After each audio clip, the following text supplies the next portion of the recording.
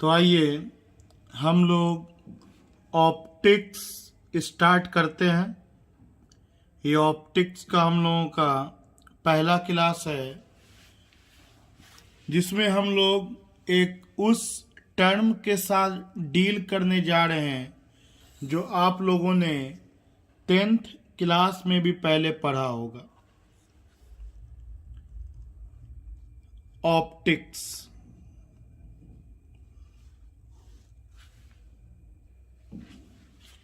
इसके बारे में कहा जा सकता है, it is the branch of physics that deals with the nature, production and propagation of light.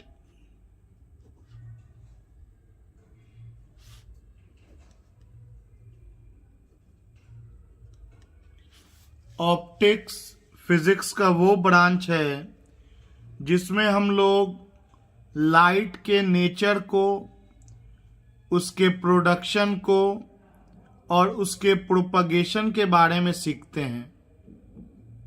जैसे लाइट का जो नेचर है वो इलेक्ट्रोमैग्नेटिक वेव का है, वो ट्रांसवर्स इन नेचर होता है, जो हम लोगों ने चैप्टर 8 में सीखा था।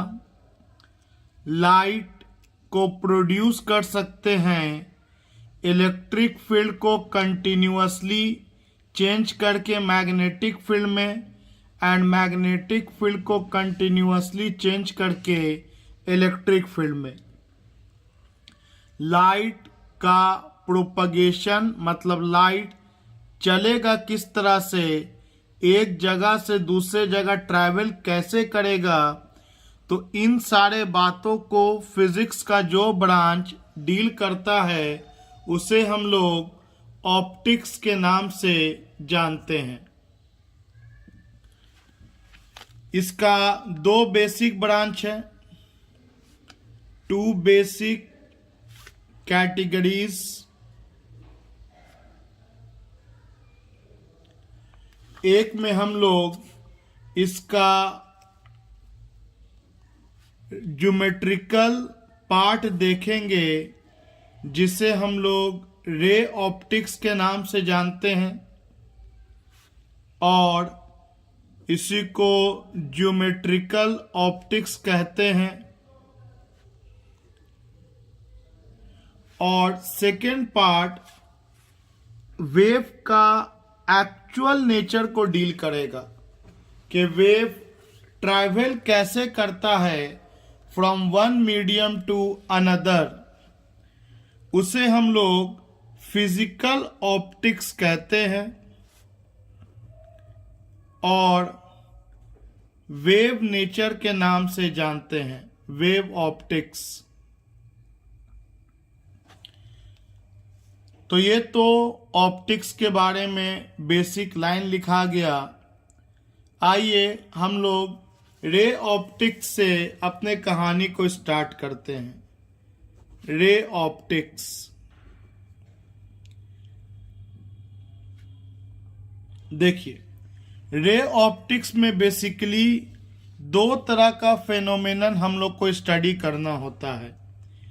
एक होता है रिफ्लेक्शन, जिसमें लाइट जाएगा किसी सिल्वर्ड सरफेस से टकरा करके उसी मीडियम में वापस आ जाएगा, और दूसरा हिस्सा होगा रिफ्रैक्शन, जिसमें लाइट एक मीडियम से दूसरे मीडियम में ट्रैवल करेगा। So again, let us start from the term refraction.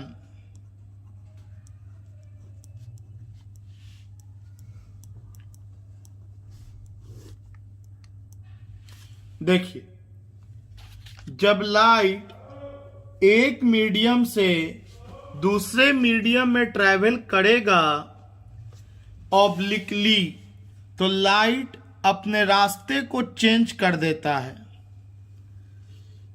As for example, मान लीजिए कि ये नीचे पानी है जो कि ज़्यादा डेंस होता है एज कंपैरिजन टू एयर।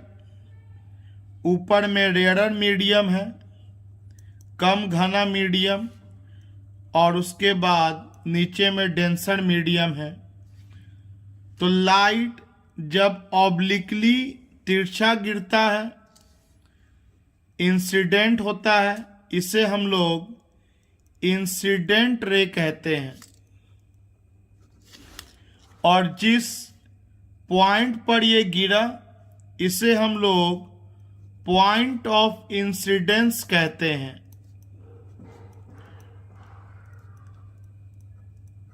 और ये वो सरफेस है जिस पर डेंसर मीडियम और रेयर मीडियम इस जगह पर मिल रहा है, इसे हम लोग इंटरफेस कहते हैं।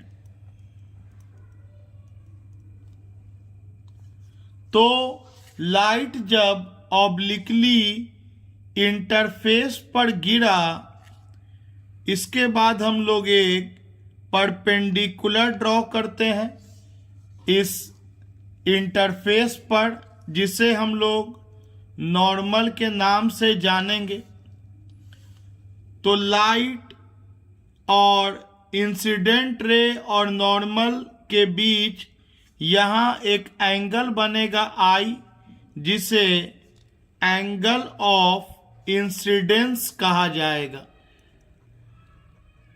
तो लाइट को तो सीधे ट्रैवल कर जाना चाहिए था, लेकिन ये पाया गया कि जब लाइट रेयर मीडियम से डेंसर मीडियम में ट्रैवल करता है तो ये नॉर्मल की तरफ बेंड कर जाता है, नॉर्मल की तरफ बेंड कर जाता है। और ये जो लाइट रे मैंने बनाया, दिस इज कॉल्ड रिफ्रैक्टेड रे। अभी मैं आपको सारे टर्म्स से रूबरू करा रहा हूं, किस लाइन को किस नाम से जानते हैं।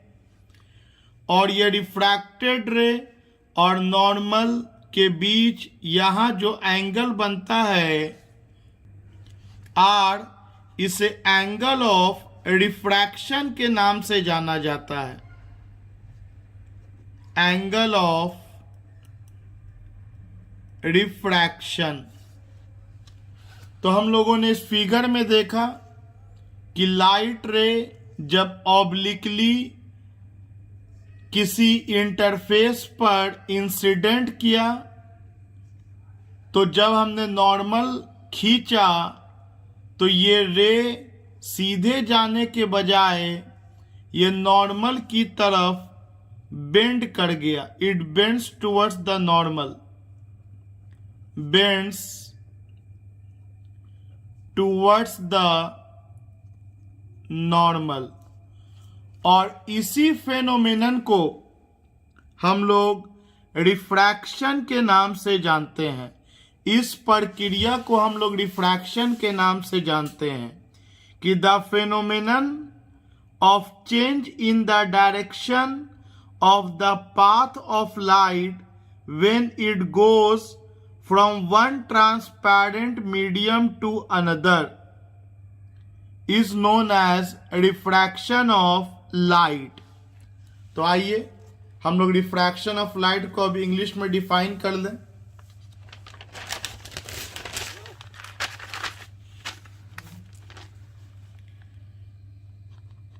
The phenomenon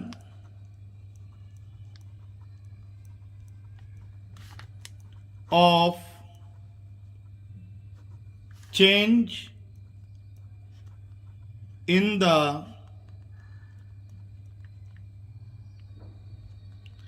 direction of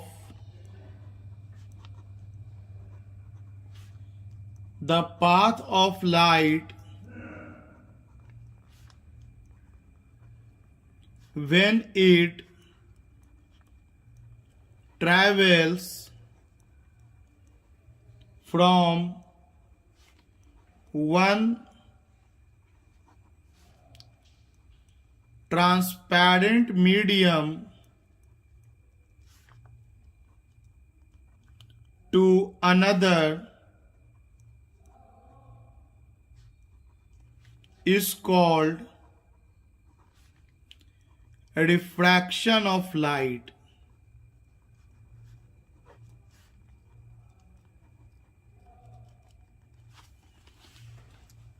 The phenomenon of change in the direction of path of light when it travels from one transparent medium to another is called refraction of light. तो हम लोगों ने सीखा कि लाइट जब एक ट्रांसपेरेंट मीडियम से दूसरे ट्रांसपेरेंट मीडियम में ट्रैवल करता है तो ये अपने रास्ते को चेंज कर देता है और इसी फेनोमेनन को हम लोग रिफ्रैक्शन ऑफ लाइट के नाम से जानते हैं। अगर पहला वाला रेयरर मीडियम है और दूसरा वाला डेंसर मीडियम है तो देखिए एक संयोग, एक कोइंसिडेंस पाया गया स्नेल के द्वारा एक बात को ऑब्जर्व किया गया जिसे स्नेल्स लॉ के नाम से जानेंगे। वो बात क्या था? उस बात को आप इस तरह से समझिए कि स्नेल ने देखा कि जब दो मीडियम को फिक्स कर लिया गया, मीडियम 1 को और मीडियम 2 को, एक पार्टिकुलर पेयर ले लिया गया, चाहे हवा और पानी का ले लो, चाहे गिलास और पानी का ले लो, चाहे गिलास और हवा का ले लो। तो जब दो पेयर को ले लिया गया और एक पार्टिकुलर वेवलेंथ ऑफ लाइट को इंसिडेंट कराया गया तो ये पाया गया कि ये जो साइन एंगल ऑफ इंसिडेंस होगा और ये जो साइन एंगल ऑफ रिफ्रैक्शन होगा इसका रेशियो हमेशा सेम आ रहा था। कहने का मतलब क्या कि अगर ये angle as for example 60 degree लिया और ये मेरा आर 30 डिग्री हुआ तो स्नेल ने देखा कि sine 60 sine angle of incidence, sine 30 sine angle of refraction. थोड़ा सॉल्व करते हैं। साइन 60 डिग्री √3/2, साइन 30 डिग्री 1/2, तो ये आ गया √3। उन्होंने जब एंगल को चेंज किया, एज फॉर एग्जाम्पल उन्होंने एंगल को 60 से बढ़ाकर अगर 70 डिग्री किया तो उन्होंने ऑब्जर्व किया कि जब एंगल 60 से बढ़ाकर 70 डिग्री करा तो ये साइन का वैल्यू भी चेंज कर गया, ये एंगल ऑफ रिफ्रैक्शन भी चेंज कर गया। ये साइन कुछ इस तरह का एंगल बन गया, मान लेते हैं बी बन गया। तो उन्होंने पाया कि साइन 70 डिग्री और ये जो भी एंगल बना हो 70 डिग्री के लिए, इन दोनों का जो रेशियो था वो फिर √3 ही मिला। इन्होंने ऑब्जर्व किया कि जब एंगल ऑफ इंसिडेंस चेंज किया तो एंगल ऑफ रिफ्रैक्शन भी अपने आप को चेंज किया और हमेशा इस तरह से ही अपने आप को एडजस्ट किया कि जो पहली बार में sine I by sine R का वैल्यू आया था वही value sine 70 degree by sine B पर आया, दैट इज √3। उन्होंने फिर एंगल को घटा के भी देखा, 60 की जगह पे मान लो 50 डिग्री ले लिया, तो साइन एंगल ऑफ इंसिडेंस जब 50 डिग्री ले लिया तो अगेन एंगल ऑफ रिफ्रैक्शन कुछ इस तरह से चेंज हुआ। मान लो अब इसका एंगल C हो गया, तो एंगल ऑफ रिफ्रैक्शन भी उसके अकॉर्डिंग चेंज हुआ कि उन दोनों का रेशियो फिर √3 ही आया। तो स्नेल ने इसको लॉ का नाम दे दिया कि अगर दो मीडियम हम फिक्स कर लें और लाइट जिसको इंसिडेंट करा रहे हैं उसका वेवलेंथ फिक्स कर लें, मतलब हर बार अगर मैं रेड लाइट से किया पहली बार तो हर बार रेड ही कलर के लाइट से मैं एक्सपेरिमेंट करूंगा, अगर ग्रीन कलर से मैं एक्सपेरिमेंट कर रहा हूं तो हर बार ग्रीन कलर के लाइट से ही मैं एक्सपेरिमेंट करूंगा। तो उन्होंने कहा कि अगर एक पार्टिकुलर वेवलेंथ ऑफ लाइट को सिलेक्ट कर लिया जाए और दो मीडियम को ले लिया जाए तो sign angle of incidence by sine angle of refraction का जो रेशियो आएगा वो हमेशा कांस्टेंट आएगा। यही स्नेल्स का सेकंड लॉ था। फर्स्ट लॉ हम लोग देखेंगे जो बहुत आसान है। तो स्नेल्स का सेकंड लॉ क्या था? स्नेल्स लॉ ऑफ रिफ्रैक्शन, या इसको सेकंड लॉ कर दिया जाए। Snell's second law of refraction क्या स्टेट करता है, क्या बताता है? States that for a particular wavelength of light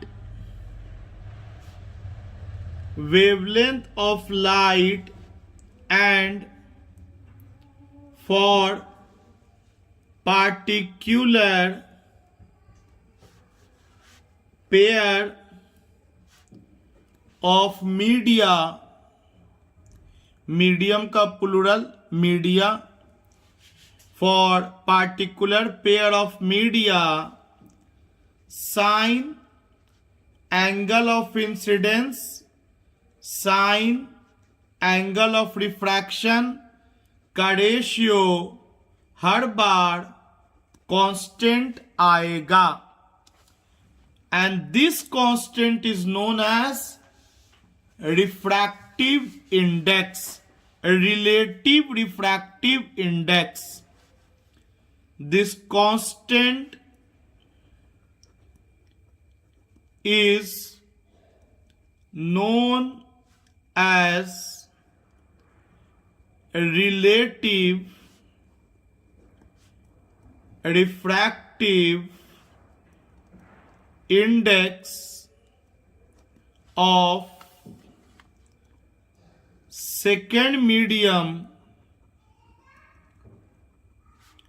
with respect to first medium। मतलब उन्होंने कहा कि sine angle of incidence and sine angle of refraction का रेशियो कांस्टेंट होगा, जिसमें सेकेंड मीडियम का रिफ्रैक्टिव इंडेक्स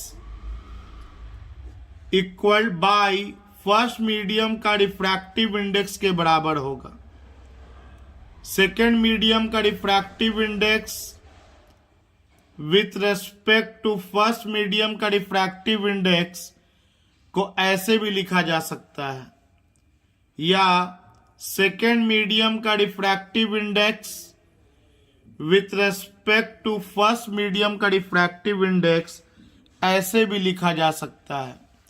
एनसीईआरटी बुक में म्यू सिंबल ना यूज करके N21 यूज किया, N का यूज किया रिफ्रैक्टिव इंडेक्स के लिए। तो उन्होंने यही कहा कि sine I by sine R का जो रेशियो होगा वो हमेशा कांस्टेंट होगा, और उस कांस्टेंट को नाम दिया गया relative refractive index of second medium with respect to first medium. आइए थोड़ा समझते हैं हम लोग प्रैक्टिकली कि किसी मीडियम का रिफ्रैक्टिव इंडेक्स पता कैसे करेंगे। How can we find the refractive index of certain medium. तो सबसे पहले आइए हम लोग एयर से स्टार्ट करते हैं। एयर और वैक्यूम, यूनिफॉर्म एयर का बात कर रहे हैं। देखिए, अगर हवा में आप एक लाइट को जाने देंगे और हवा से हवा में जाने दें, तो अब तो एक सिंगल मीडियम है और रिफ्रैक्शन के लिए हमको तो दो मीडियम चाहिए।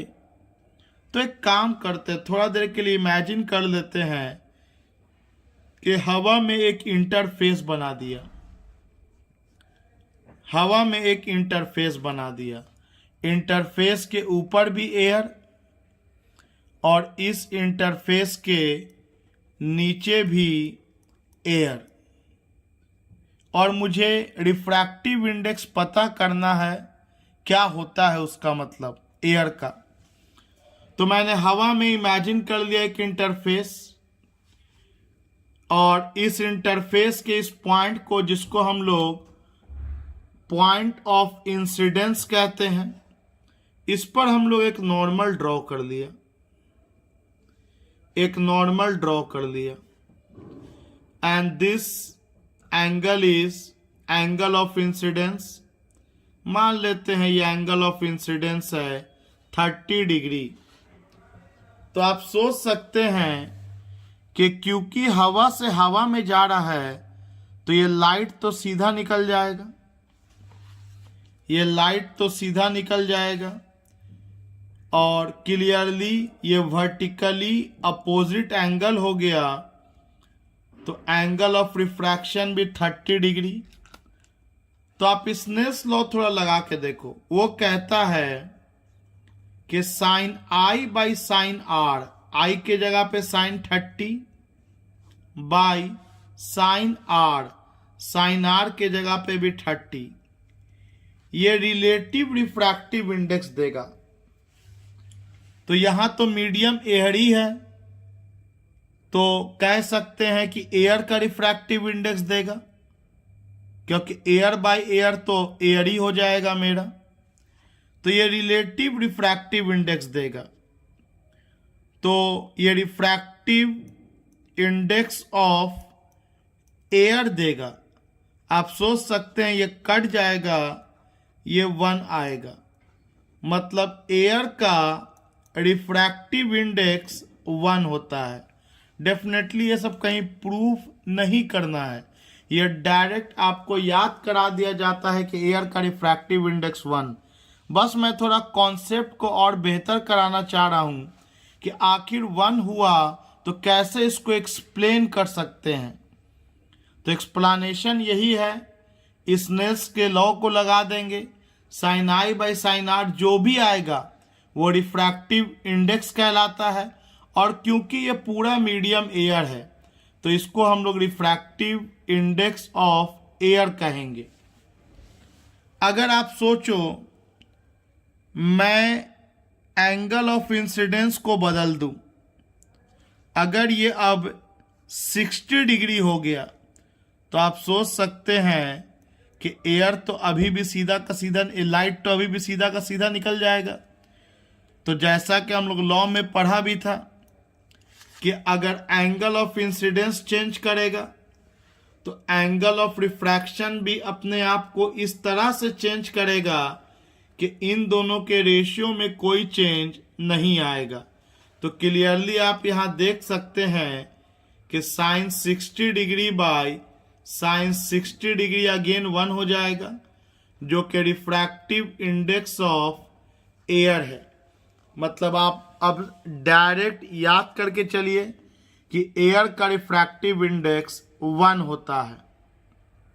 आइए अगर मैं पता करना चाहूं कि पानी का रिफ्रैक्टिव इंडेक्स क्या होगा, पानी का रिफ्रैक्टिव इंडेक्स क्या होगा, तो देखिए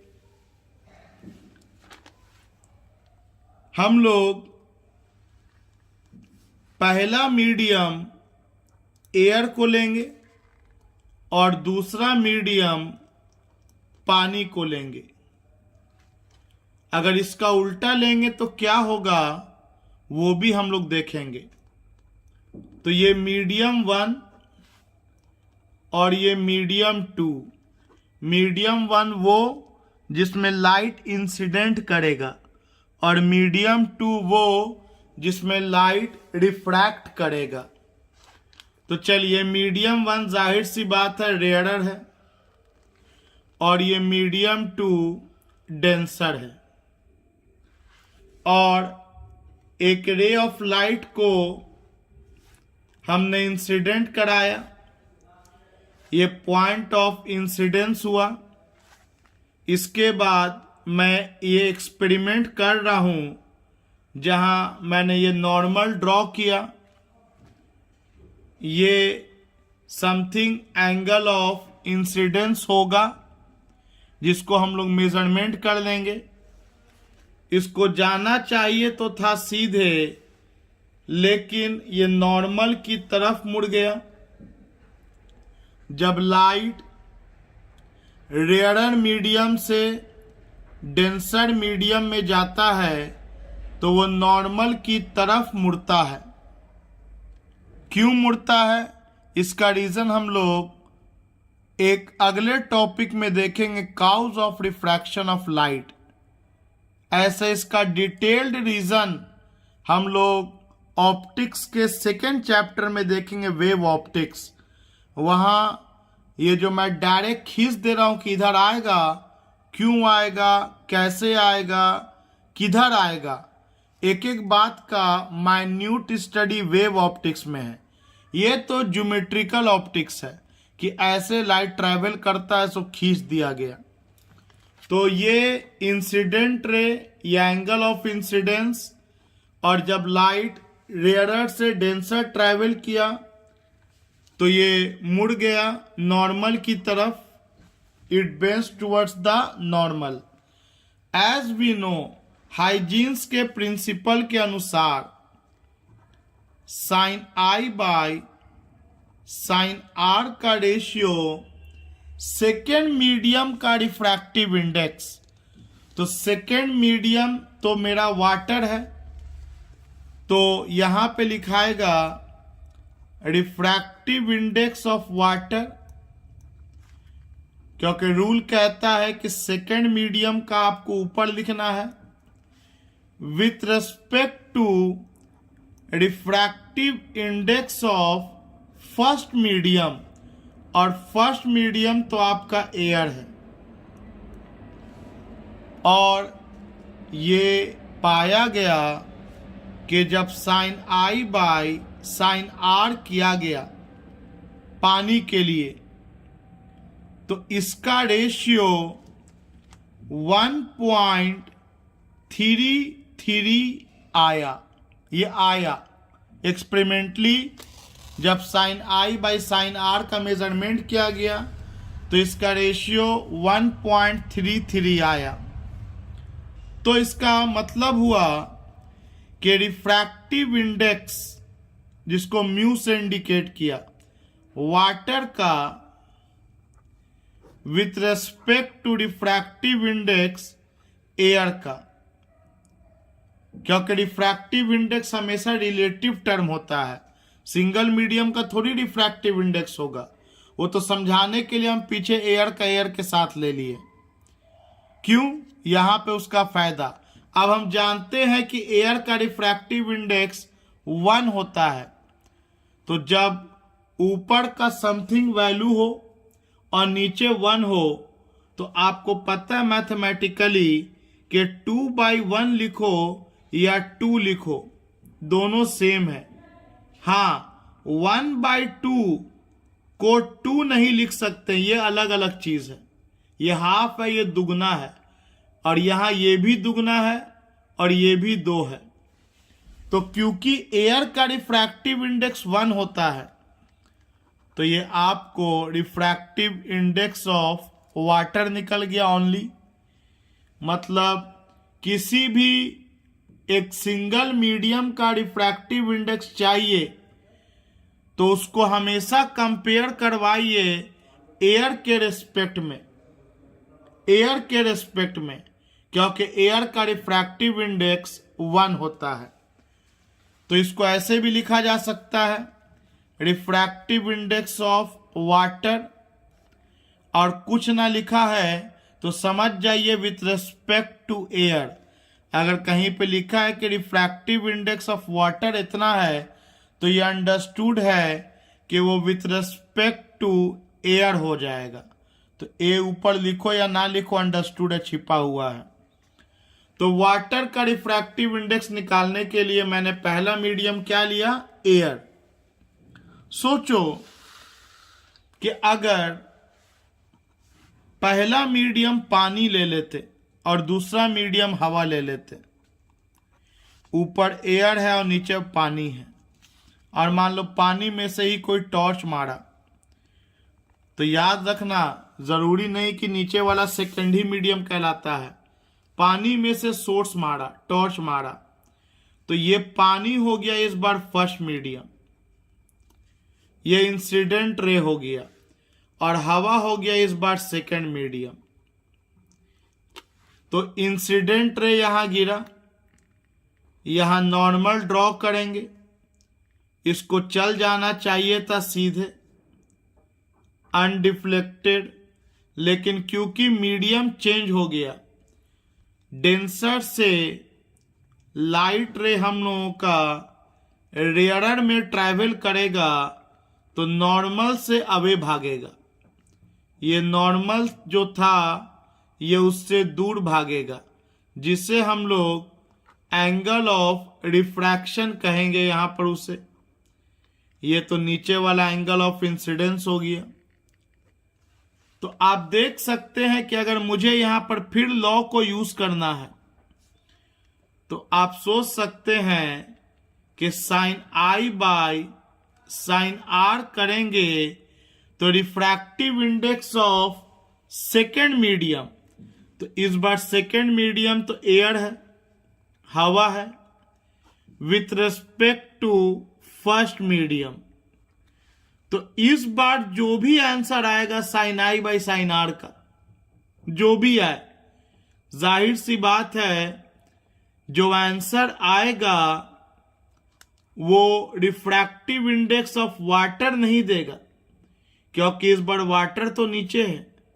ये वाटर अगर ऊपर होता तब वो रिफ्रैक्टिव इंडेक्स ऑफ वाटर दे देता।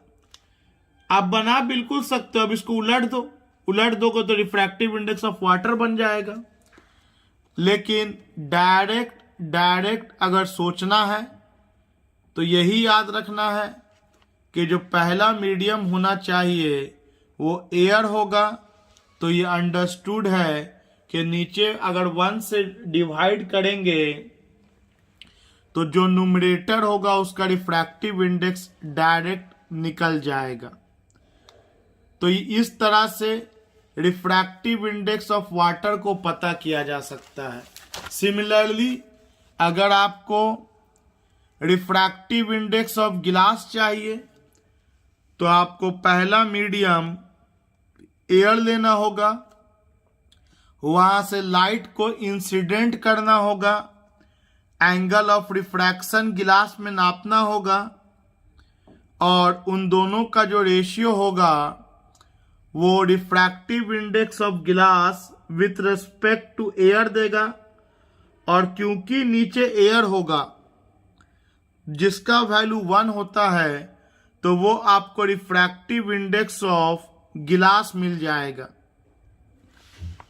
सोचो अगर कहानी ये हो कि ऊपर में आपको पानी हो और ये वाला नीचे वाला हिस्सा में आपको गिलास हो, जैसे आपका पेपर वेट होता है, ये नीचे वाला हिस्सा में आपका गिलास हो और लाइट ट्रैवल करे पानी से गिलास में।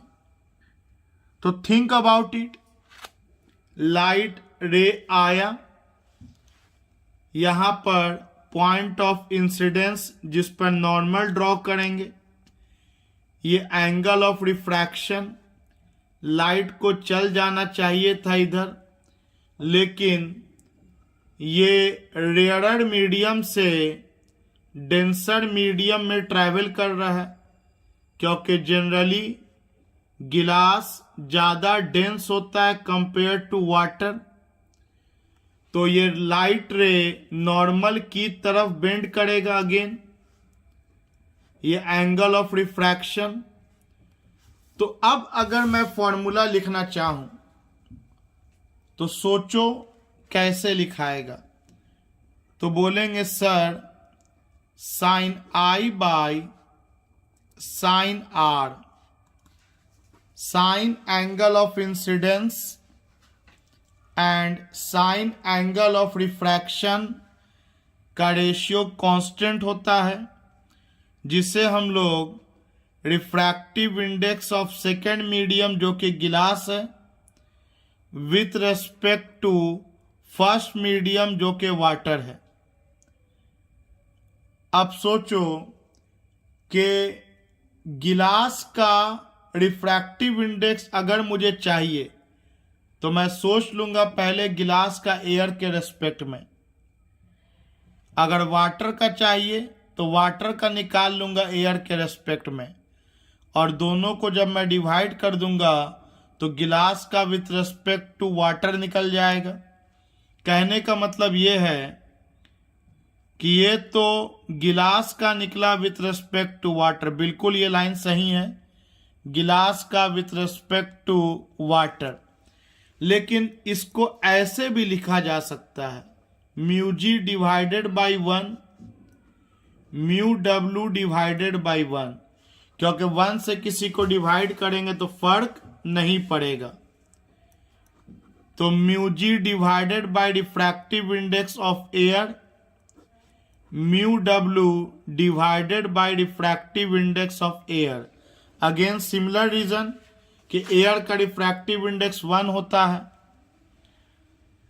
तो refractive index of glass with respect to air by refractive index of water with respect to air. मतलब ये सारा टर्म एक जैसे बात को बता रहा है। मतलब गिलास का वाटर के रेस्पेक्ट में अगर आपको चाहिए तो आप गिलास का निकाल लो, एयर के रेस्पेक्ट में तो आपको गिलास का निकल जाएगा। आप वाटर का निकाल लो एयर के रेस्पेक्ट में तो आपको सिंपली वाटर का निकल जाएगा। और फिर आप दोनों को एक दूसरे के रेस्पेक्ट में जब निकालोगे तो गिलास का निकलेगा विथ रेस्पेक्ट टू वाटर। मैं हर तरह से चीजों को आपको बताना और समझाना चाह रहा हूं। तो अब तक हम लोगों ने ये समझा सिंपल सा लाइन कि अगर एक पार्टिकुलर वेवलेंथ ऑफ लाइट को ले लिया जाए और पेयर ऑफ मीडियम का सिलेक्शन कर लिया जाए तो आप आई को अगर चेंज भी करेंगे तो आर कुछ इस तरह से चेंज करेगा कि साइन एंगल ऑफ इंसिडेंस और साइन एंगल ऑफ रिफ्रैक्शन का जो रेशियो होगा वो कांस्टेंट होगा, हर बार सेम आंसर आएगा।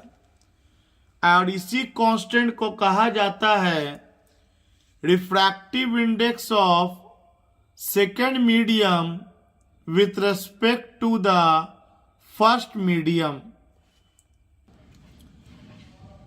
चलिए अब हम लोग लॉ ऑफ रिफ्रैक्शन को लिख लेते हैं कि लॉज ऑफ रिफ्रैक्शन क्या है। तो पहला है कि incident ray, normal and refracted रे तीनों सेम प्लेन में लाई करता है। All lie in the same plane. तो पहला लॉ है incident ray, refracted ray and normal all lie, lie मतलब रहना, all lie in the same plane. दूसरा है कि sine angle of incidence and sine angle of refraction का ratio किसी पार्टिकुलर वेवलेंथ ऑफ लाइट के लिए and particular pair of media के लिए हमेशा कांस्टेंट रहेगा। तो चलिए सेकेंड बात क्या कहता है,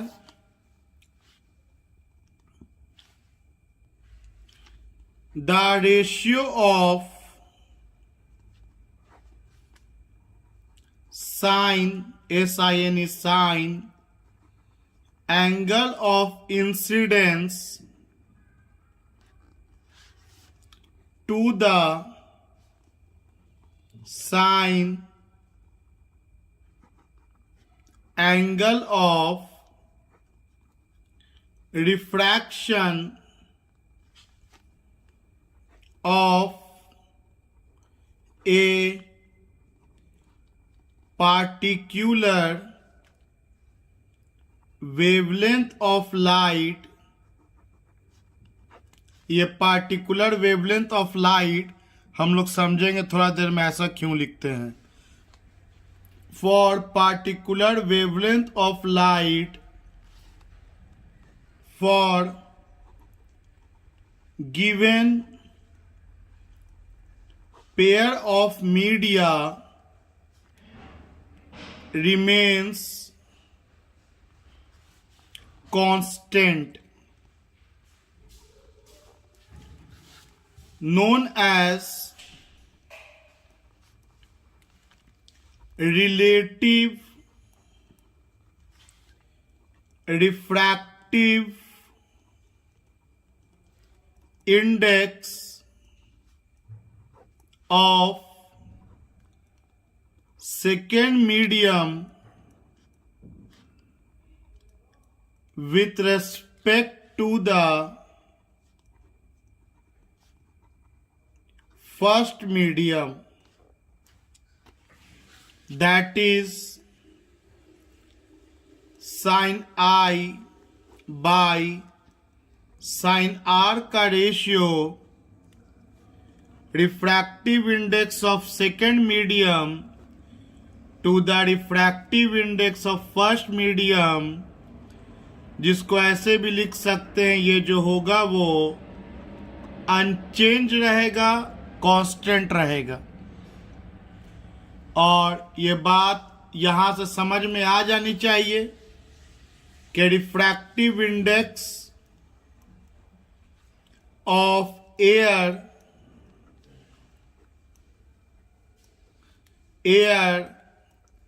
और वैक्यूम 1 होता है।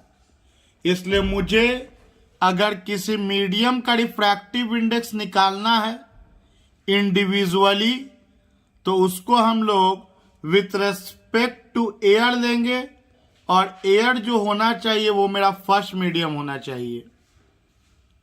तो अगर एक सिंगल मीडियम का रिफ्रैक्टिव इंडेक्स निकालना है तो पहला मीडियम एयर होना चाहिए और तब इसे एब्सोल्यूट रिफ्रैक्टिव इंडेक्स कहा जाता है।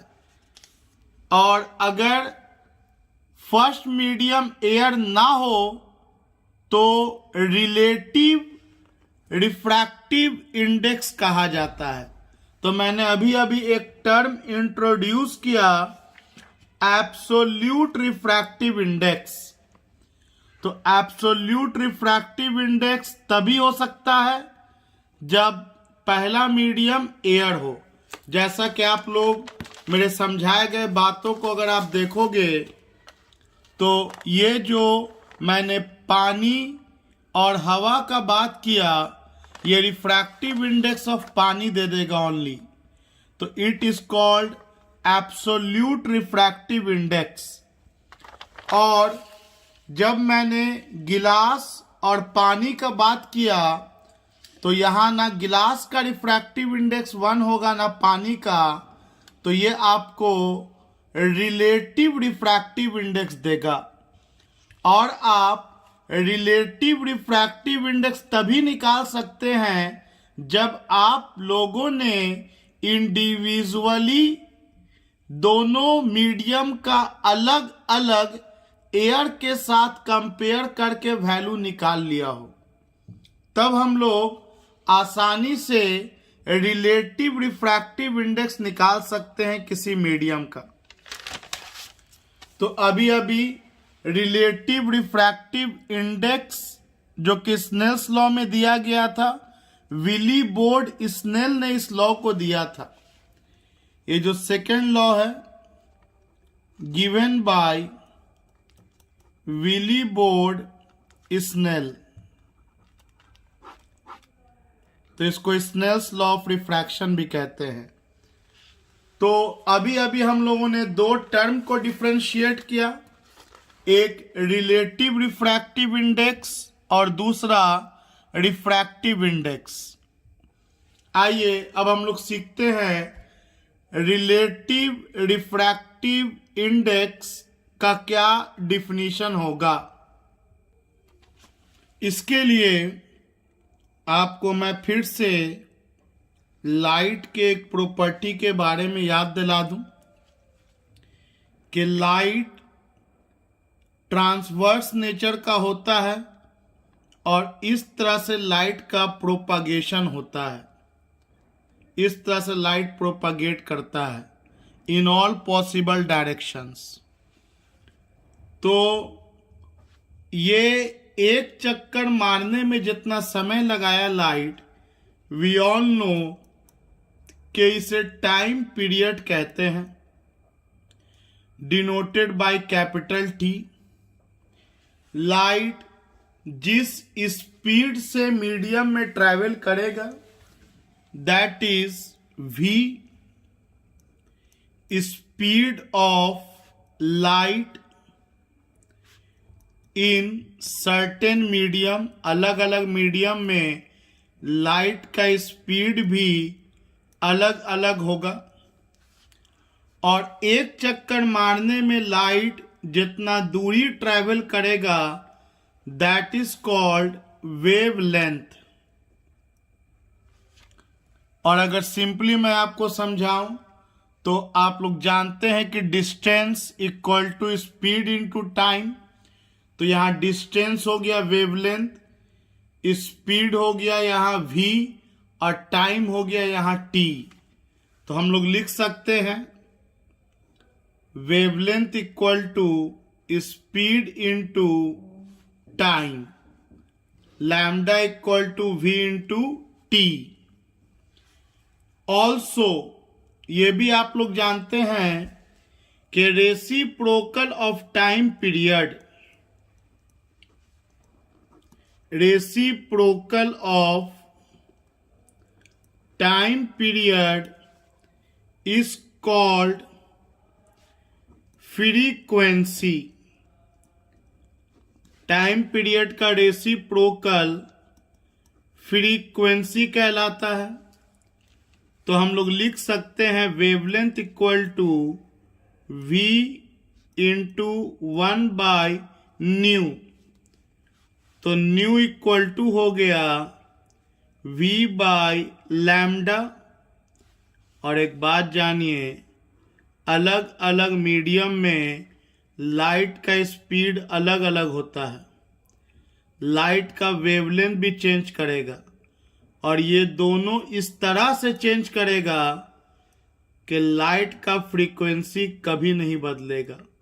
वेरी इंपॉर्टेंट, लाइट के पास 3 फिजिकल एसोसिएटेड प्रॉपर्टी है, वेवलेंथ, स्पीड एंड फ्रीक्वेंसी। और फ्रीक्वेंसी लाइट का वो प्रॉपर्टी है जो मीडियम पे डिपेंड नहीं करता है। मीडियम हवा हो या मीडियम पानी हो या मीडियम गिलास हो, अगर एक लाइट एक मीडियम से दूसरे मीडियम में ट्रैवल किया तो frequency of light never changes. देखिए थोड़ा समझते हैं इसको हम लोग। मान लेते हैं कि ये हिस्सा एयर है और इसके बाद पानी है, तो देखिए लाइट ट्रैवल कैसे करेगा।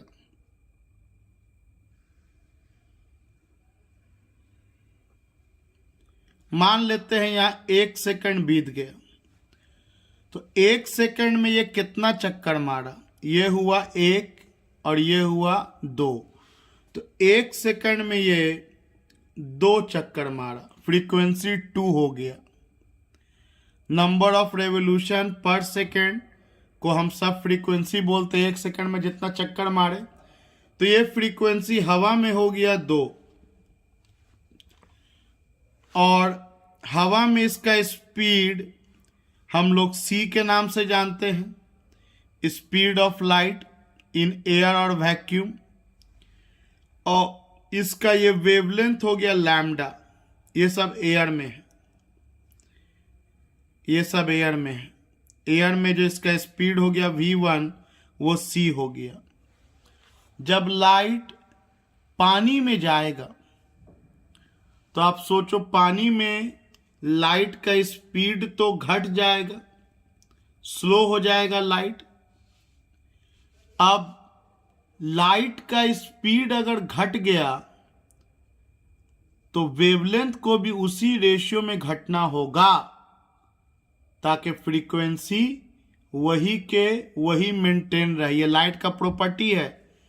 लाइट का एनर्जी हम सब जानते हैं, लाइट का एनर्जी उसके फ्रीक्वेंसी पे डिपेंड करता है, जिसके प्रोपोर्शनल को हटा के h लगाया जाता है, Planck's constant E equal to h nu. और लाइट का फ्रीक्वेंसी और एनर्जी दोनों ही मीडियम पे डिपेंड नहीं करता है।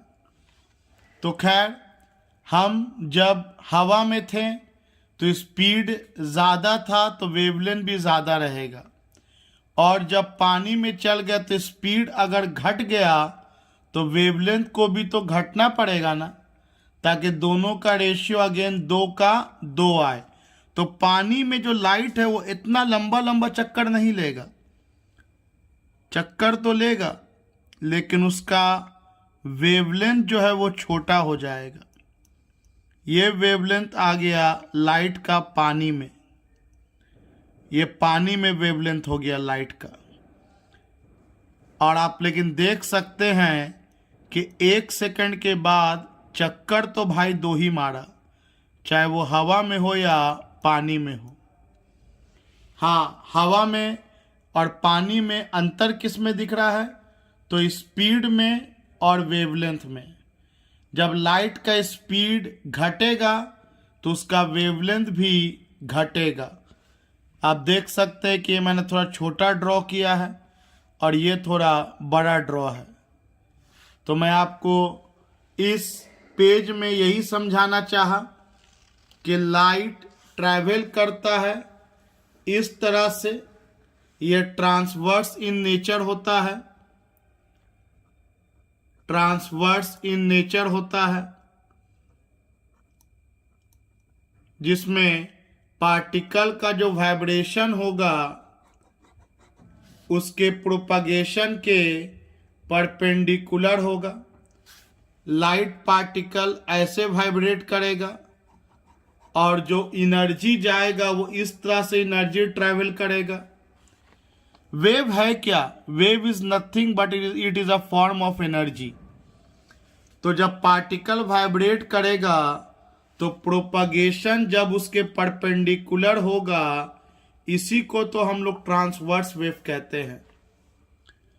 तो लाइट एक ट्रांसवर्स वेव है जिसमें हम देख पा रहे हैं कि एक चक्कर मारने के दौरान ये जो दूरी तय किया वो वेवलेंथ, जो समय लिया वो टाइम पीरियड, और जिस स्पीड से चल रहा है वो v, और distance equal to speed into time. तो wavelength equal to speed of light into time period, और टाइम पीरियड का रेसिप्रोकल फ्रीक्वेंसी होता है। और लाइट का जो फ्रीक्वेंसी है ये वो प्रॉपर्टी है which is independent of medium. For particular light frequency of light not changes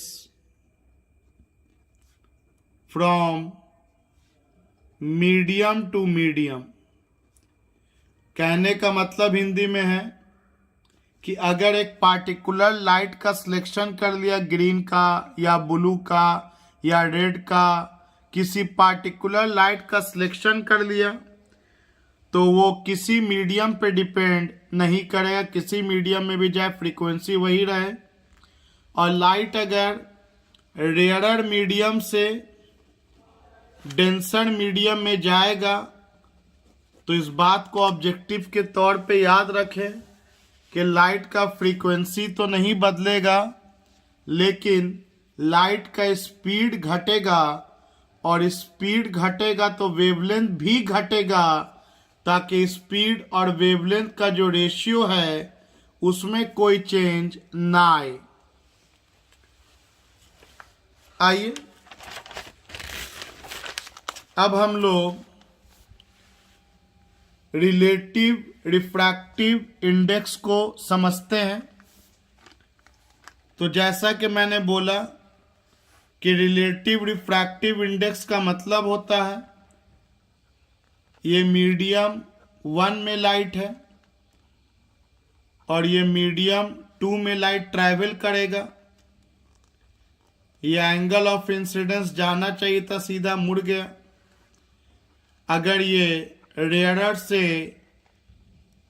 denser में ट्रैवल कर रहा है तो नॉर्मल की तरफ बेंड कर गया light.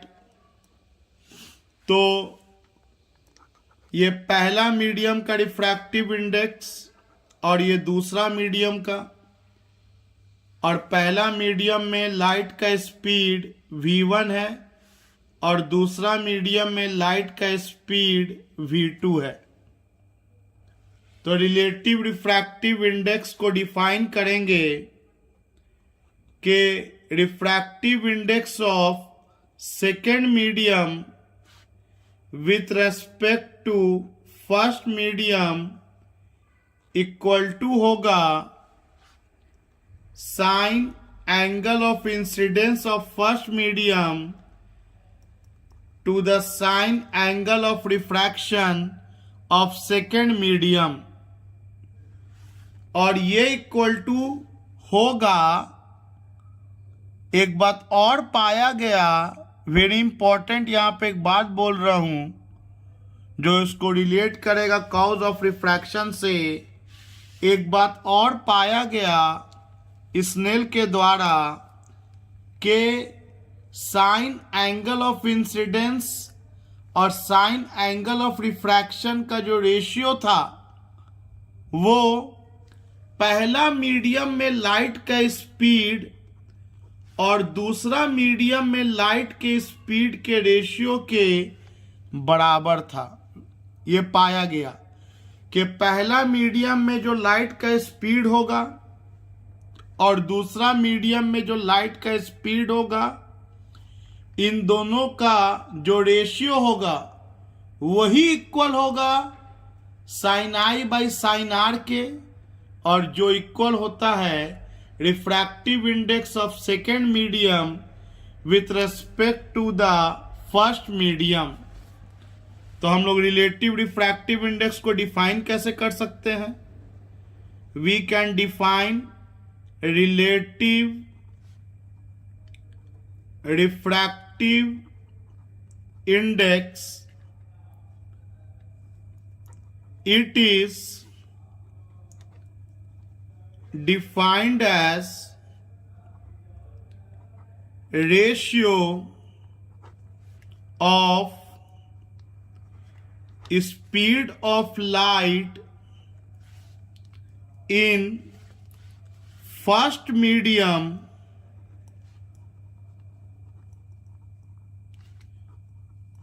to the speed of light in second medium. बहुत सिंपल, फर्स्ट मीडियम में लाइट का स्पीड देख लीजिए और सेकेंड मीडियम में लाइट का स्पीड देख लीजिए और उन दोनों का रेशियो कर दीजिए, वही कहलाएगा सेकेंड मीडियम का refractive index with respect to the first medium, जिसको लिख सकते हैं second medium with respect to the first medium. ऐसे भी लिखा जा सकता है, जो होगा फर्स्ट मीडियम में लाइट का speed to the second medium में लाइट का speed, and which is definitely equal to constant. अब आप सोचो, ये तो डिफाइन कर दिया, अब इसमें थोड़ा और आगे बढ़ते हैं। सेकेंड मीडियम का refractive index with respect to first medium का, जैसा कि हम लोगों ने देखा भी कि wavelength equal to speed into time period या स्पीड बाय फ्रीक्वेंसी। तो speed of light equal to frequency into wavelength. तो इसको क्या लिखा जा सकता है? इसको लिखा जा सकता है फ्रीक्वेंसी। वेवलेंथ किस मीडियम में? तो पहला मीडियम का स्पीड है, तो पहला मीडियम का wavelength, wavelength of light in first medium. Frequency तो सेकेंड मीडियम में भी वही रहेगा, to the wavelength of light in second medium. तो ये कैंसिल हो गया, मतलब wavelength of light in first medium by wavelength of light in second medium का भी रेशियो कांस्टेंट रहेगा, जिसे हम लोग रिलेटिव रिफ्रैक्टिव इंडेक्स के नाम से जानेंगे। और जैसे ही मैं आपको वेवलेंथ बोलता हूं तो आपके दिमाग में आना चाहिए, अगर ऊपर का रेयरर है तो इसका वेवलेंथ बड़ा होगा एज कंपेयर टू नीचे वाले के वेवलेंथ के। जैसा कि मैंने आपको बताया पिछले पेज में कि डेंसर मीडियम में वेवलेंथ छोटा हो जाएगा एज कंपेयर टू बड़ा मीडियम में वेवलेंथ बड़ा रहेगा, क्योंकि स्पीड ज़्यादा होगा तो वेवलेंथ भी ज़्यादा होगा, स्पीड कम होगा तो वेवलेंथ भी कम होगा, ताकि उनका रेशियो कांस्टेंट रहे। तो this is the another definition of relative refractive index. तो इसको हम लोग ऐसे भी डिफाइन कर सकते हैं, it is also defined as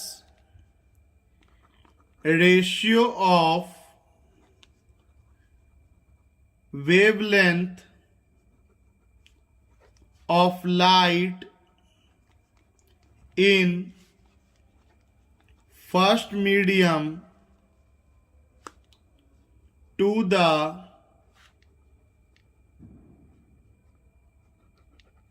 wavelength of light in second medium। इन सारे टॉपिक्स को पढ़ने का ये तरीका बिल्कुल नहीं है कि आप सिर्फ वीडियो को देखते और सुनते जाएं, बल्कि हर बार जब आप मेरे मुंह से निकले हुए बातों को सुने तो फिर आप सोचें कि व्हाट आई एम सेइंग, कि कौन सा फर्स्ट मीडियम है, कौन सा सेकंड मीडियम है। जस्ट आप सुनते चले जाएंगे और वीडियो खत्म हो जाएगा। मोर स्टडी मोर प्रॉब्लम का कॉन्सेप्ट अप्लाई हो जाएगा। अगर किसी तरह का कोई कंफ्यूजन नहीं होना है तो जैसे ही आपने ये बात बोला, सुना मेरे मुंह से, आप पॉज कीजिए वीडियो को, आप फिर सोचिए इस तरह से चीज़ों को, फिर आप सोचिए कि यहाँ हो क्या रहा है, कौन सा मीडियम बाय कौन सा मीडियम कर रहे हैं हम लोग। तो आपको ये टॉपिक बहुत ही आसान हो जाएगा। तो चलो, ये तो हम लोगों ने रिलेटिव रिफ्रैक्टिव इंडेक्स को डिफाइन किया। अब अगर मैं आपसे एब्सोल्यूट रिफ्रैक्टिव इंडेक्स को बोलूं डिफाइन करो, या मैं सिंपली बोलूं कि रिफ्रैक्टिव इंडेक्स को डिफाइन करो, तो इसका मतलब होता है कि किसी मीडियम के रिफ्रैक्टिव इंडेक्स को तभी आप डिफाइन कर सकते हैं जब वो विथ रिस्पेक्ट टू एयर हो। जैसा कि आपको मैंने कॉन्सेप्ट ऑलरेडी दे रखा है कि क्योंकि एयर का रिफ्रैक्टिव इंडेक्स 1 होता है तो उसको हम लोग एयर से कंपेयर कर सकते हैं, तो वो मीडियम का निकल जाएगा। So our next related topic is absolute refractive index. कुछ नया नहीं करना है, बस इतना कंफर्म है कि जब लाइट रे आएगा इंसिडेंट होगा, नॉर्मल ड्रॉ करेंगे, एंगल ऑफ इंसिडेंस बनाएंगे। इसको जाना चाहिए था इधर, मान लो कि ये रेयरर से डेंसर में जा रहा है। कंफर्म है कि इस बार पहला मीडियम आपका एयर होगा ही होगा, और आपका सेकेंड मीडियम जो भी ले लो, गिलास ले लो, पानी ले लो, whatever you can take denser medium. तो लाइट नॉर्मल की तरफ बेंड कर जाएगा। एयर में अब इसका स्पीड जो v लिखते थे उसको रिप्लेस करेगा c, क्योंकि एयर में लाइट का स्पीड हम लोगों को पता है 3 × 10⁸ मीटर पर सेकेंड, और इस मीडियम में लाइट का स्पीड v लिख देंगे। एयर का रिफ्रैक्टिव इंडेक्स, ये पहला मीडियम है तो 1 हो जाएगा, और ये मीडियम का रिफ्रैक्टिव इंडेक्स, क्योंकि एक का रिफ्रैक्टिव इंडेक्स 1 है तो मैं इसको μ2 ना लिख करके सिंपली म्यू भी लिख सकता हूं कि मीडियम का रिफ्रैक्टिव इंडेक्स है। तो हम लोग कैसे डिफाइन करेंगे? अभी अभी हम लोगों ने रिलेटिव को डिफाइन किया था सिमिलरली, क्या कि refractive index of second medium with respect to the first medium. तो refractive index of second medium by first medium. तो वही कहानी, स्पीड ऑफ लाइट पहला मीडियम का बाय स्पीड ऑफ लाइट दूसरा मीडियम का। इस पे सेट करके सोचो, तो सेकेंड मीडियम का रिफ्रैक्टिव इंडेक्स तो म्यू, और फर्स्ट मीडियम का रिफ्रैक्टिव इंडेक्स तो 1, क्योंकि एयर है तो म्यू बाय 1 को म्यू छोड़ दो। फर्स्ट मीडियम का वेलोसिटी ऑफ लाइट हो जाएगा इन वैक्यूम c, और उसी लाइट का स्पीड मीडियम में v। तो this is the definition for absolute refractive index कि it is the ratio of speed of light in vacuum to the speed of light in that medium, और definitely ये sine I by sine R के बराबर होगा, जो कि constant पाया जाएगा स्नेल्स लॉ के अनुसार। तो रिफ्रैक्टिव इंडेक्स को डिफाइन कैसे कर सकते हैं हम लोग एब्सोल्यूट को? तो बोलेंगे absolute refractive index of a medium can be defined as the ratio of speed of light in vacuum or air to the speed of light in that medium.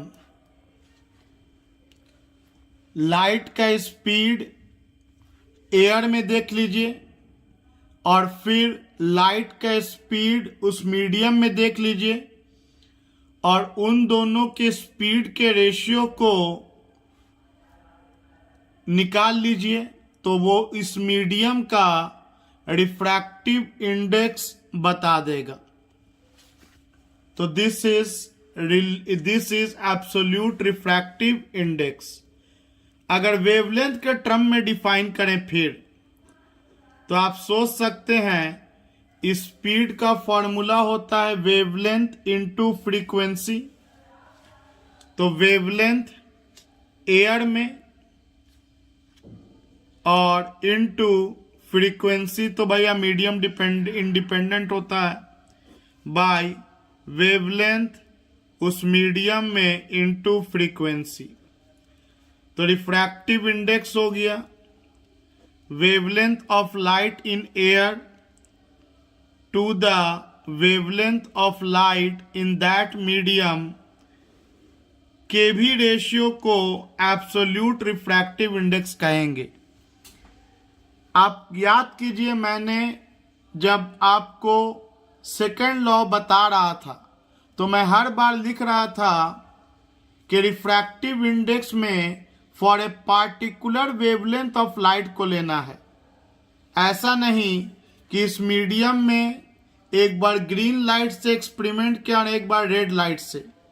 अगर आप एक बार ग्रीन लाइट से experiment करोगे और sine I by sine R निकालोगे कोई constant आएगा।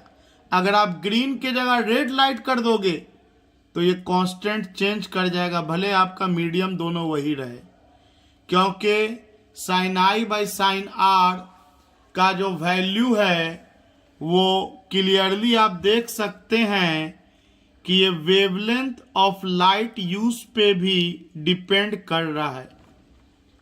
वेवलेंथ ऑफ लाइट यूज पे डिपेंड कर रहा है। अगर आप एक्सपेरिमेंट के दौरान लाइट के वेवलेंथ को बदल दो मतलब लाइट के सोर्स को बदल दोगे तो आपका sine I by sine R का जो रेशियो है वो भी बदल जाएगा, फिर वो कांस्टेंट नहीं रहेगा। ये तब तक कांस्टेंट रहेगा जब तक आप हर बार या तो रेड लाइट से एक्सपेरिमेंट करते रहो या हर बार ब्लू लाइट से एक्सपेरिमेंट करते रहो या हर बार ग्रीन लाइट से एक्सपेरिमेंट करते रहो या येलो लाइट से। हर बार एक पार्टिकुलर लाइट का जब लोगे वेवलेंथ तब जो आपका रेशियो है वो हमेशा कांस्टेंट आएगा। और इसीलिए मैं जब डिफाइन करता था तो मैं बोलता था हर बार कि refractive index of second medium to first medium constant रहेगा for a particular wavelength of light and for a given pair of media. तो ये मैंने आप लोगों को एब्सोल्यूट रिफ्रैक्टिव इंडेक्स बताया। मतलब सिंपल लैंग्वेज में एक सिंगल मीडियम का रिफ्रैक्टिव इंडेक्स निकालने के लिए सिखाया गया। आइए अब हम लोग एक सिंपल फॉर्मूला बेस न्यूमेरिकल देख लेते हैं।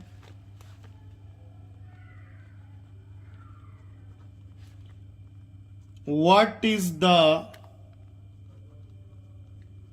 speed of light in medium having refractive index 1.5। तो सवाल बहुत सिंपल है कि लाइट का स्पीड बताना है एक मीडियम में जिसका रिफ्रैक्टिव इंडेक्स 1.5 है। जैसा कि आप क्लियरली देख सकते हैं कि सिंगल मीडियम का बात किया है। इसका मतलब है कि आपको फर्स्ट मीडियम एयर लेना है। It must be air as first medium. तो चलो मान लो यही वो सेकेंड मीडियम है और इसका refractive index according to question 1.5 दिया है। इसका मतलब फर्स्ट मीडियम जरूर एयर रहा होगा। तो ये लाइट आएगा, इंसिडेंट करेगा, नॉर्मल ड्रॉ करेंगे, एंगल ऑफ इंसिडेंस होगा और एंगल ऑफ रिफ्रैक्शन होगा। एयर में स्पीड c और मीडियम में स्पीड v। और हम लोग अब फॉर्मूला जानते हैं कि रिफ्रैक्टिव इंडेक्स ऑफ मीडियम होता है speed of light in air और vacuum to the speed of light in that medium. तो क्वेश्चन में इस मीडियम का रिफ्रैक्टिव इंडेक्स 1.5 दे रखा है और एयर का स्पीड वैक्यूम में 3 × 10⁸ मीटर पर सेकेंड और हम लोगों से ये स्पीड पूछा गया था। तो क्लियरली v इक्वल टू हो जाएगा 3 × 10⁸ डिवाइडेड बाय 1.5, 2 बार में जाएगा। तो आंसर इज 2 × 10⁸ मीटर पर सेकेंड।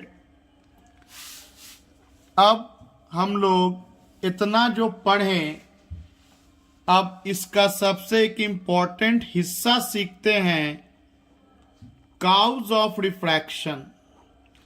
आखिर ये लाइट बेंड क्यों कर रहा है? What is the cause of refraction? तो देखिए,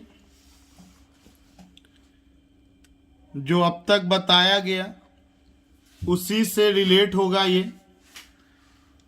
मान लीजिए कि पहला मीडियम रेयरर है और दूसरा मीडियम डेंसर है। तो लाइट आया, ये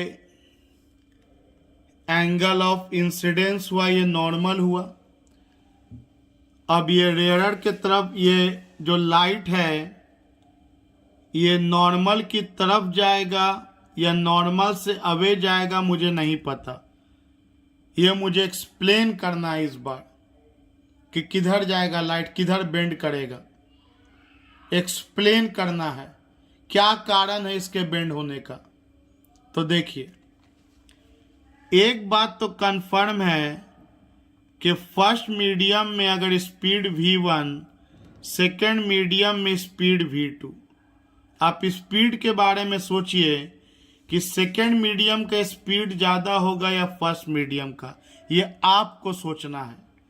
तो बहुत कॉमन सेंस से कोई भी बता सकता है कि जब डेंसर मीडियम होगा, ज़्यादा घना होगा, मॉलिक्यूल्स क्लोज होगा, तो लाइट का स्पीड डिक्रीज कर जाएगा। इसका मतलब क्लियरली इस फिगर में v2 छोटा होगा कंपैरिजन टू v1, या आप ऐसे भी बोल सकते हैं v1 बड़ा होगा v2 से। और फ्रॉम स्नेल्स लॉ हम लोग क्या जानते हैं? स्नेल्स लॉ ऑफ रिफ्रैक्शन से क्या जानते हैं? तो हम लोग जानते हैं कि sine angle of incidence, sine angle of refraction equal to होता है सेकेंड मीडियम का refractive index by first medium का रिफ्रैक्टिव इंडेक्स, सेकेंड मीडियम का बाय फर्स्ट मीडियम का, जिसको μ21 लिखा जाता है। और ये पाया गया कि फर्स्ट मीडियम का स्पीड बाय सेकेंड मीडियम के स्पीड ऑफ लाइट के बराबर होता है और ये पूरा वैल्यू कांस्टेंट होता है। ये स्पीड वाला टर्म यहाँ आया और ये स्पीड वाले टर्म को हम लोग प्रूव करेंगे हाइजीन्स प्रिंसिपल में, जो कि वेव ऑप्टिक्स चैप्टर में। यहाँ प्रूव नहीं करना है, ये लॉ दिया गया कि sine I by sine R का जो रेशियो होगा वो speed of light in first medium by speed of light in second medium के बराबर होगा। अब आप सोचो कि ऊपर वाले का वैल्यू ज्यादा है या नीचे वाले का, ये आप सोचो।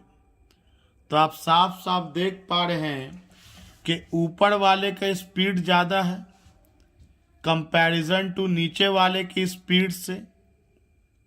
इसका मतलब ये हुआ कि न्यूमरेटर बड़ा है डिनोमिनेटर से, मतलब कि जो आंसर आएगा वो एक से बड़ा आएगा। इत्मीनान से सोचो कि स्पीड ऊपर वाले का बड़ा है, रेयरर मीडियम का लाइट का स्पीड रेयरर में ज़्यादा है और डेंसर में कम, तो जो आंसर आएगा वो एक से बड़ा आएगा। तो V1 बाई V2 का रेशियो एक से बड़ा आएगा, मतलब μ21 एक से बड़ा आएगा, मतलब कि sine I by sine R का वैल्यू एक से बड़ा आएगा। और ये बड़ा कब आ सकता है? जब न्यूमरेटर बड़ा हो और डिनोमिनेटर छोटा हो, तभी ना एक से बड़ा आएगा। इसका मतलब है कि डिनोमिनेटर छोटा हो मतलब एंगल ऑफ रिफ्रैक्शन छोटा होना चाहिए, क्योंकि साइन का वैल्यू जैसे जैसे बढ़ता है वैसे वैसे उसका आंसर बढ़ता है। जैसे साइन 30 से बड़ा साइन 60 होता है, उससे बड़ा साइन 90 होता है। तो आपको तो नीचे वाला वैल्यू छोटा चाहिए, तब ना ये एक से बड़ा हो पाएगा रेशियो। तो ऊपर वाले के कंपैरिजन में नीचे वाला हमको छोटा चाहिए। तो आप सोचो, लाइट अगर आया और अगर सीधा निकल जाता तब तो ये आई बराबर होता, और क्लियरली मुझे आई बड़ा चाहिए, आर के कंपैरिजन में आई बड़ा चाहिए, तब ना ये एक से बड़ा हो पाएगा। तो इसको नॉर्मल की तरफ बेंड करना होगा। नॉर्मल की तरफ जब ये बेंड करेगा, ऑटोमेटिक आर जो है वो आई के कंपैरिजन में छोटा हो जाएगा। तो रिफ्रैक्शन का काउज है क्या? Change in speed of light. एक लाइन का जवाब, लाइट के स्पीड का चेंज होना जब वो एक मीडियम से दूसरे मीडियम में ट्रैवल करता है, that is the cause of refraction. Cause of refraction है change in speed of light when it travels from one medium to another, one medium to another। जब एक मीडियम से दूसरे मीडियम में जाएगा तो लाइट का स्पीड चेंज करेगा। तो we can clearly see here when the light travels from rarer medium to denser medium, speed of light decreases. As a result, refractive index of second medium with respect to first medium is less than 1, which equals sin I by sin R less than 1. It means sin I must be greater than sin R. It means I must be greater than R. It means the refracted ray must bend towards the normal। चलो इसको हम लोग लिख लेते हैं। When light travels from optically rarer medium to optically denser medium then V1 greater than V2, hence refractive index of second medium with respect to first medium greater than 1। जो मैंने यहाँ लैंग्वेज लिखा उसको अभी थोड़ा देर पहले मैंने इसके बैक पेज में हिंदी में समझाया। आप लैंग्वेज को पॉज करना और सोचना कि क्या लिखा है। Greater than 1, therefore sin I greater than sin R or I greater than R, it means when ray of light goes from rarer medium to denser medium, it bends towards the normal. It bends towards the normal as the refracted angle must be small, क्योंकि refracted angle को तो छोटा होना है तो ये normal की तरफ बेंड करना चाहिए। अब इसका जस्ट रिवर्स आप सोच लो ना अपने से। जितना बात मैंने बोला पॉज करके पूरे बात को सोच लो कि अगर लाइट ट्रैवल करे डेंसर टू रेयर तो क्या होगा। Just build your own concept now. तो चलो इस बार पहला मीडियम आपका डेंसर है और आपका सेकेंड मीडियम रेयरर है। ये एंगल ऑफ इंसिडेंस लाइट को तो ऐसे चला जाना चाहिए था, light travels in straight line, लेकिन क्या होगा। तो इसके लिए हम लोग स्पीड को पकड़ेंगे एज आई सेड। तो पहला मीडियम का स्पीड v1 और दूसरा मीडियम का स्पीड v2। लाइट का स्पीड पहला मीडियम में v1, दूसरा मीडियम में v2। जहां तक फ्रीक्वेंसी का बात है तो ये तो भैया अनचेंज है, वेवलेंथ भी चेंज करेगा। सेकंड मीडियम का वेवलेंथ ज्यादा होगा, रेयरर है, स्पीड बढ़ेगा वेवलेंथ बढ़ेगा। खैर, तो आप सोचो स्नेल्स लॉ के अनुसार हम लोग क्या जानते हैं। Again the same process. हम सब जानते हैं कि sine I by sine r refractive index of second medium rarer है इस बार, with respect to first medium denser है जो। तो refractive index of second medium with respect to first medium which can be written like this equal to होगा speed of light in first medium to the speed of light in second medium. अब आप सोचो कि v1 बड़ा है या v2 बड़ा है। तो ये तो रेयरर मीडियम है, रेयरर में जाहिर सी बात है कि लाइट का स्पीड बढ़ जाएगा, मतलब क्लियरली इस बार v2 बड़ा है। इस बार डिनोमिनेटर बड़ा है और डिनोमिनेटर बड़ा होने के कारण आपका जो आंसर है वो 1 से छोटा आएगा।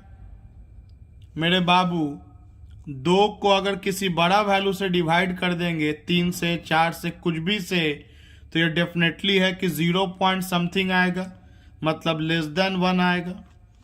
तो इस बार आपका डिनोमिनेटर बड़ा है न्यूमरेटर से, तो ये लेस देन 1 आएगा। तो जस्ट पिछला का रिवर्स कहानी हो जाएगा क्या कि इस बार v1 बाई v2 1 से छोटा है। इसका मतलब μ21 भी 1 से छोटा आएगा। इसका मतलब कि sine I by sine R का वैल्यू भी 1 से कम आएगा, और ये कम आने का मतलब है कि नीचे वाला वैल्यू बड़ा, ऊपर वाला छोटा। इसका मतलब इस बार आर बड़ा हो जाएगा आई के कंपैरिजन में। इस बार आर अगर बड़ा होगा आई के कंपैरिजन में, तब ना ये लेस देन 1 आएगा, मतलब रिफ्रैक्टेड एंगल इस बार बड़ा होना चाहिए। तो जाहिर सी बात है, अगर ये सीधा निकलता तो ये तो आई और आई वर्टिकली अपोजिट एंगल बराबर होता, तो इस बार incident ray away from normal चल जाएगा, ताकि आपका रिफ्रैक्टेड रे एंगल ऑफ आपका रिफ्रैक्टेड एंगल इंसिडेंट एंगल से बड़ा हो जाए। तो कह सकते हैं हम लोग इस तरह से, इसको कहानी में अच्छे से खुद से लिखिएगा कि when light travels from optically, यहां आ जाएगा डेंसर, डेंसर मीडियम से ऑप्टिकली रेयरर मीडियम में, तब V2 बड़ा हो जाएगा V1 से, जिसके कारण आपका μ21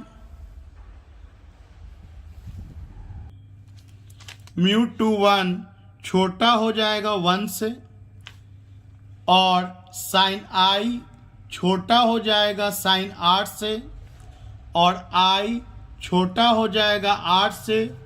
इसका मतलब when ray of light goes from denser medium to rarer medium, it bends away from the normal। वो तो लैंग्वेज है जो आपको याद करके एग्जाम में लिखना है। कहानी तो आपका यही था जो मैंने आपको सिखाया और समझाया। तो मोर और लेस इस वीडियो में सब कुछ वही पढ़ाया मैंने जो आप लोगों ने 10th में एक बार पढ़ा होगा, लेकिन मैं मान के चल रहा हूं कि आप 10th में बहुत बेहतर कुछ नहीं सीख पाए अगर, तो let us start from zero. तो ये एक इंट्रोडक्शन पार्ट था, रिफ्रैक्टिव इंडेक्स एक लैंग्वेज था, रिफ्रैक्शन का सबसे इंपॉर्टेंट पार्ट। इसके बाद इसी लैंग्वेज से हम लोग बात करेंगे अगले वीडियोस से। तो मेक इट वेरी श्योर कि इस वीडियो के सारे बात को समझ के और लिख के आप रिवाइज करके याद रखें।